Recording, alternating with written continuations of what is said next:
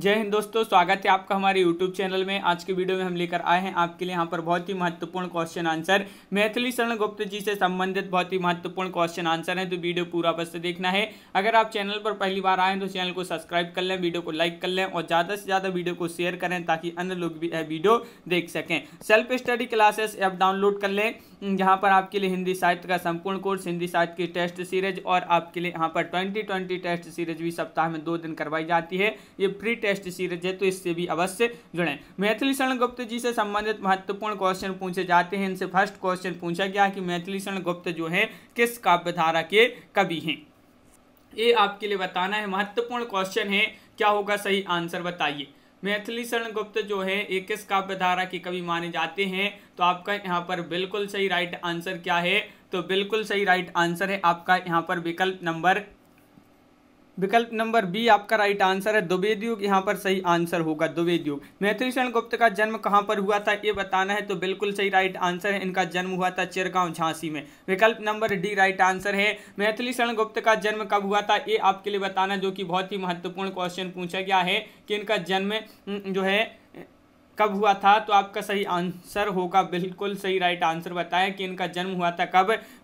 इनका जन्म हुआ था 1886 ईस्वी में। मैथिली शरण गुप्त के काव्य गुरु कौन थे, काव्य गुरु बताना है मैथिली शरण गुप्त के कौन थे, तो आपका सही आंसर है यहाँ पर विकल्प number C Mahavir Prasad Dwivedi right answer होगा। राष्ट्र कवि के रूप में कौन लोकप्रिय है, मोस्ट इंपॉर्टेंट क्वेश्चन है। राष्ट्र कवि के रूप में लोकप्रिय हैं तो वह मैथिली शरण गुप्त जी हैं, बिल्कुल सही। तुलसीदास जी करते कैसे मानस नाद, महावीर का यदि उन्हें नहीं मिलता प्रसाद। उपरोक्त पद के रचयिता कौन माने जाते हैं, क्वेश्चन नंबर 6 है और 6 का राइट आंसर है मैथिली शरण गुप्त इस पद की रचयिता माने जाते हैं। मैथिली शरण गुप्त को महात्मा गांधी जी ने राष्ट्र कवि की उपाधि कब दी थी, इनको राष्ट्र कवि की उपाधि दी थी महात्मा गांधी जी ने मैथिली शरण गुप्त को कब दी थी ये बताना है, तो 1936 यानी कि विकल्प नंबर सी राइट आंसर है। मैथिली शरण गुप्त द्वारा रचित काव्यों की संख्या कितनी मानी जाती है, 40, 25, 30, 20, तो आपका यहाँ पर सही आंसर होगा क्या राइट आंसर, विकल्प नंबर 1 यानी कि 40। मैथिली शरण गुप्त ने कितने महाकाव्य लिखे हैं, 1, 3, 2, 4। इन्होंने महाकाव्य लिखे हैं, कितने महाकाव्य लिखे हैं ये आपके लिए बताना है, तो आपका सही आंसर है इन्होंने 2 महाकाव्य लिखे हैं, साकेत और यशोधरा। इन्होंने 2 महाकाव्य लिखे हैं। मैथिली शरण गुप्त जो यहाँ पर पूछा गया है कि कौन कवि साहित्य जगत में दद्दा के नाम से लोकप्रिय थे, दद्दा के नाम से लोकप्रिय कौन थे, क्वेश्चन नंबर 10 है और दद्दा के नाम से लोकप्रिय थे कौन, मैथिली शरण गुप्त। विकल्प नंबर बी आपका सही आंसर होगा। क्वेश्चन नंबर 11 यहाँ पर क्या पूछा है तो देख लेते हैं कि किस आलोचक ने मैथिली शरण गुप्त को आधुनिक युग का तुलसी कहा है। वह आलोचक कौन है, वह कौन से आलोचक हैं जिन्होंने मैथिली शरण गुप्त को आधुनिक युग का तुलसी कहा है, तो गणपति चंद्र गुप्त आपका सही आंसर होगा। गुप्त जी को भारत सरकार द्वारा कौन सा सम्मान दिया गया था, पद्म भूषण, पद्मश्री, पद्म विभूषण, कोई नहीं, तो इनको मिला था कौन सा पुरस्कार, वह था कौन सा सम्मान था, पद्म भूषण। विकल्प नंबर आपका 1 सही आंसर होगा। क्वेश्चन नंबर 13 है कि मैथिली शरण गुप्त की आरंभिक रचनाएं किस पत्रिका में प्रकाशित होती थी। क्वेश्चन नंबर 13 है, महत्वपूर्ण है और आपका सही आंसर है व्यस्योपरक, आपका सही आंसर होगा विकल्प नंबर सी राइट आंसर यहाँ पर है। मैथिली शरण गुप्त आरंभ में किस उपनाम से रचनाएं करती थी, ये आपका महत्वपूर्ण क्वेश्चन है। आरंभ में जो है एक किस नाम से उपनाम से रचनाएं करते थे, तो रसिकेंद्र। विकल्प नंबर 1 आपका यहाँ पर सही आंसर होगा। क्वेश्चन नंबर आपका 15, मैथिली शरण गुप्त में रसिकेंद्र नाम से किस भाषा में रचनाएं करते थे, तो जो मैथिली शरण गुप्त प्रारंभ में रसिकेंद्र नाम से किस भाषा में रचनाएं करते थे, तो ये करते थे किस भाषा में, ब्रज भाषा में। क्वेश्चन नंबर 16, मैथिली शरण गुप्त ने रसिकेंद्र नाम से किस पत्रिका को अपनी रचनाएं भेजी थी, जिसके संपादक ने यह कहकर वापस लौटा दी कि अब रसिकेंद्र बनने का जमाना लद गया, तो आपका यहाँ पर सही आंसर है विकल्प नंबर आपका सी राइट आंसर है सरस्वती। विकल्प नंबर सी राइट आंसर है सरस्वती पत्रिका। अगला क्वेश्चन है, मैथिली शरण गुप्त की खड़ी बोली में रचित प्रथम कविता कौन सी है, जयद्रथ वध है, किसान है, हेमंत है, रंग में भंग है। क्वेश्चन नंबर 17 है और 17 का सही आंसर होगा बिल्कुल सही, हेमंत आपका राइट आंसर है। विकल्प नंबर बी आपका सही आंसर होगा। क्वेश्चन नंबर 18, मैथिली शरण गुप्त की राष्ट्रीय भावनाओं से ओतप्रोत कविता कौन सी है, ये आपके लिए बताना है क्या होगा इसका सही आंसर? तो बिल्कुल सही राइट आंसर है कि राष्ट्रीय भावनाओं से ओतप्रोत इनकी जो कविता है मैथिली शरण गुप्त जी की भारत भारती, बिल्कुल सही राइट आंसर होगा। क्वेश्चन नंबर आपका यहाँ पर 19 पूछा, मैथिली शरण गुप्त को किस रचना के कारण राष्ट्रीय कवि की उपाधि मिली थी? भारत भारती, साकेत, शकुंतला या पंचवटी? तो वह रचना थी कौन सी? भारत भारती। तो विकल्प नंबर 1 आपका सही आंसर है। मैथिली शरण गुप्त के किस काव्य पर उर्दू कवि हाली की रचना मसद्दे से हाली का प्रभाव है? तो ये आपके लिए बताना है क्या होगा इसका सही आंसर। क्वेश्चन नंबर 20 है और 20 का राइट आंसर है भारत भारती, आपका सही आंसर है। मैथिली शरण गुप्त का प्रथम काव्य संग्रह माना जाता है भारत भारती, किसान या रंग में भंग या जयद्रथ वध? देखिए मैथिली शरण गुप्त जी का प्रथम काव्य संग्रह बताना है, काव्य संग्रह कौन सा माना जाता है? तो आपका यहाँ पर बिल्कुल सही राइट आंसर है। क्या होगा राइट आंसर? विकल्प नंबर सी, रंग में भंग, आपका यहाँ पर सही आंसर है। क्वेश्चन नंबर आपका यहाँ पर 22 पूछा, मैथिली शरण गुप्त का प्रथम काव्य संग्रह रंग में भंग कब प्रकाशित हुआ था? रंग में भंग ये जो है कब प्रकाशित हुआ था, ये पूछा है आपसे यहाँ पर। तो बिल्कुल सही राइट आंसर है 1909 ईस्वी, आपका सही आंसर है। मैथिली शरण गुप्त का राजपूती, आन बान और शान का काव्य माना जाता है भारत भारती, किसान, रंग में भंग या जयद्रथ वध? तो वह माना जाता है कौन सा? रंग में भंग, आपका यहाँ पर सही आंसर होगा। क्वेश्चन नंबर आपका यहाँ पर 24 है, किस रचना के कारण मैथिली शरण गुप्त को जेल जाना पड़ा था? भारत भारती या फिर साकेत, शकुंतला या पंचवटी? किस रचना के कारण? तो विकल्प नंबर आपका यहाँ पर 1 सही आंसर है, भारत भारती, आपका सही आंसर है। किस आलोचक ने मैथिली शरण गुप्त को सामंजस्यवादी कवि कहा था? मोस्ट इंपोर्टेंट क्वेश्चन है। वह आलोचक कौन थे जिन्होंने मैथिली शरण गुप्त को सामंजस्यवादी कवि कहा था? तो वह थे आचार्य रामचंद्र शुक्ल। क्वेश्चन नंबर यहाँ पर 26 पूछा कि मैथिली शरण गुप्त को किस छंद का बादशाह कहा जाता? हरि गीतिका, चौपाई, छप्पाई या रूला? महत्वपूर्ण क्वेश्चन, क्या होगा इसका सही आंसर? तो वह छंद है हरिगीतिका। हरिगीतिका छंद की बादशाह मानी जाती है मैथिली शरण गुप्त। हिंदी साहित्य की सांस्कृतिक नवजागरण काव्यधारा की प्रतिनिधि कवि कौन है? क्वेश्चन नंबर आपका 27 है और 27 का सही आंसर है आपका बी, यानी कि मैथिली शरण गुप्त जो है हिंदी साहित्य की सांस्कृतिक नवजागरण काव्यधारा के प्रतिनिधि कवि। रामचरितमानस के बाद हिंदी में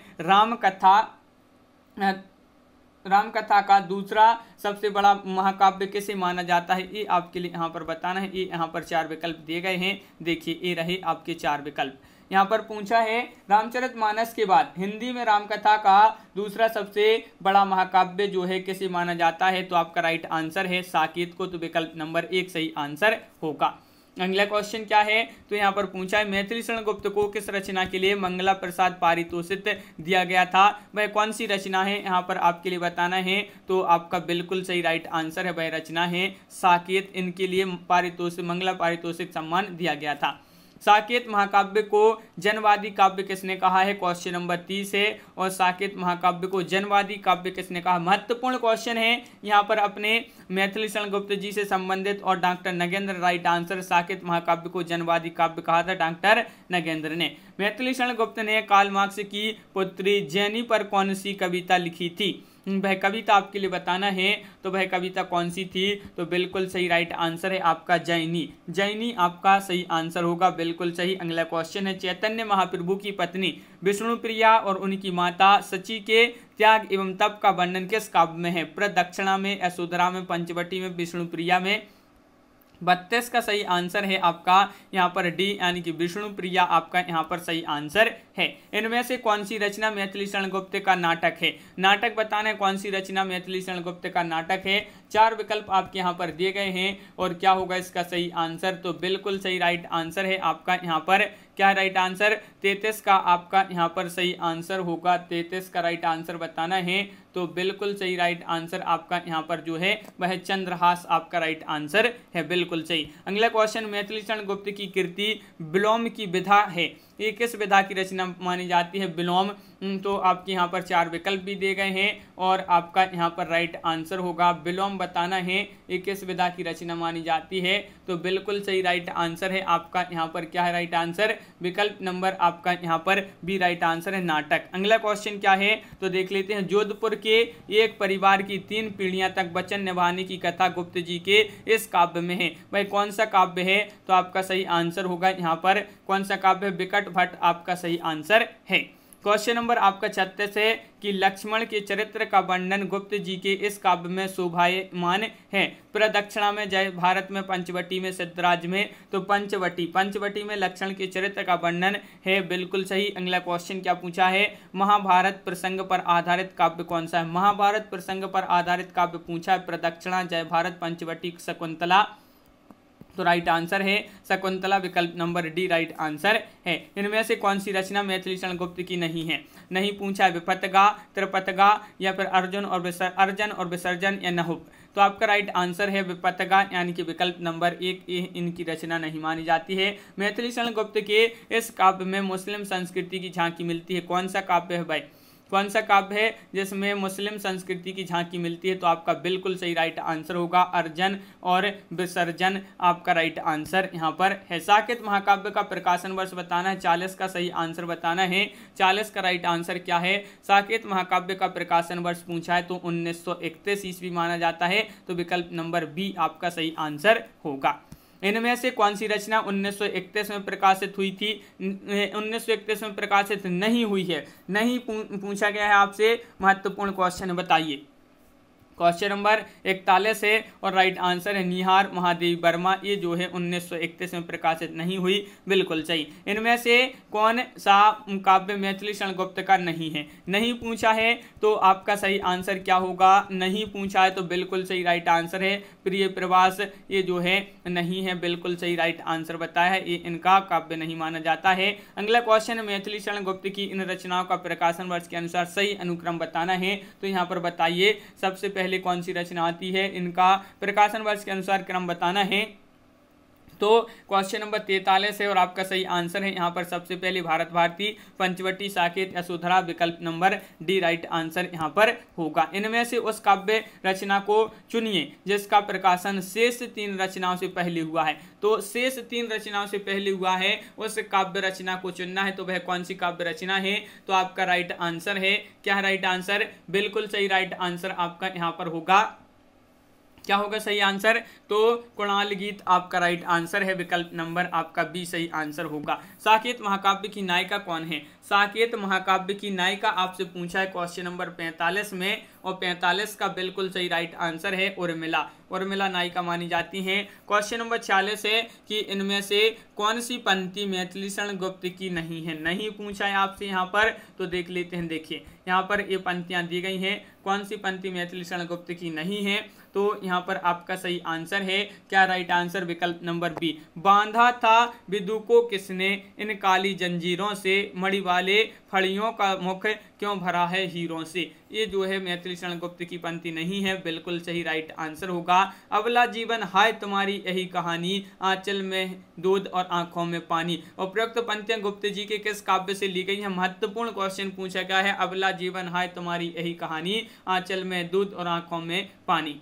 ये पंक्तियां जो हैं किस काव्य से ली गई हैं, तो यशोधरा, विकल्प नंबर बी आपका सही आंसर है। अधिकार खोकर बैठे रहना यही महादुष्कर्म है, यह पंक्ति मैथिली शरण गुप्त के किस काव्य से ली गई हैं।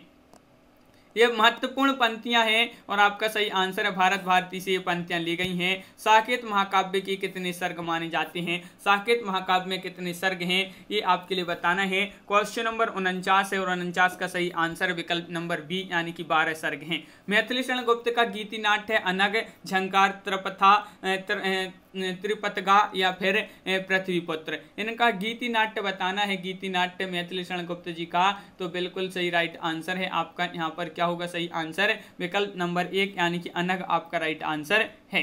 भारत भारती काव्य का रचना काल क्या माना जाता है। भारत भारती काव्य का रचना काल पूछा है आपसे यहाँ पर, तो बिल्कुल सही राइट आंसर बताए कि 1912 ईस्वी आपका सही आंसर होगा। झंकार काव्य का रचना काल बताना है, इसका रचना काल क्या है, क्वेश्चन नंबर है अपना 52 और 52 का बिल्कुल सही राइट आंसर है 1929 आपका सही आंसर होगा। यशोधरा काव्य कब प्रकाशित हुआ, यशोधरा काव्य कब प्रकाशित हुआ, क्वेश्चन नंबर 53 है और इसका सही आंसर है 1933 ईस्वी में। कब प्रकाशित हुआ, 1933 ईस्वी, यानी कि विकल्प नंबर आपका डी राइट आंसर है। विष्णुप्रिया काव्य का रचना काल क्या माना जाता है, विष्णुप्रिया काव्य का रचना काल क्या माना जाता है, तो विकल्प नंबर बी आपका राइट आंसर है 1957 आपका राइट आंसर है, बिल्कुल सही। अगला क्वेश्चन क्या है, तो अगला क्वेश्चन देख लेते हैं। साकेत के किस सर्ग में उर्मिला के विरह का वर्णन है, छठे सर्ग में, सातवें आठवें सर्ग में, 9वें 10वें सर्ग में, 12वें सर्ग में। तो साकेत के किस सर्ग में उर्मिला के विरह का वर्णन है, तो यह वर्णन है 9वें और 10वें सर्ग में। साकेत किस भाषा का मूल शब्द है, ये पाली भाषा, संस्कृत भाषा, प्राकृत भाषा या ब्रज भाषा का शब्द है, तो आपका सही आंसर है ये माना जाता है पाली भाषा का मूल शब्द साकेत। क्वेश्चन नंबर आपका 56 हो गया। 57वां क्वेश्चन है, साकेत का अर्थ क्या है, अर्थ बताना है, राम, लक्ष्मण, अयोध्या या उर्मिला। तो साकेत का अर्थ पूछा है, तो अयोध्या आपका सही आंसर है, बिल्कुल सही, विकल्प नंबर सी राइट आंसर है।